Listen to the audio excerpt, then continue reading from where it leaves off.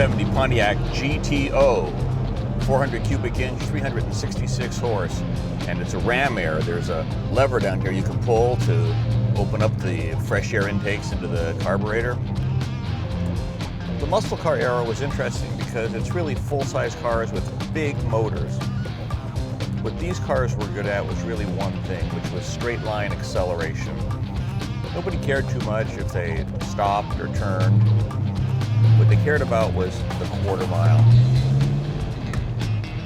It's got a tack on the hood, so in theory you don't have to take your eyes off the road to watch your RPM when you're looking for your shift points. It feels like a good, honest car that's always been taken care of, not necessarily a full restoration. It's got power steering, which I like because it's a heavy car. Power brakes stop the car well enough. Feels like the suspension is very good, probably redone by this age. The fact that it's now 45 years old. So what do you do with a muscle car these days?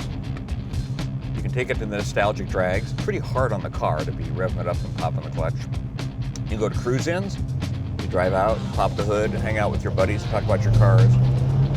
You go on rallies and tours, not so much, because these cars are a more visual experience than they are a driving experience, unless you're trying to burn rubber.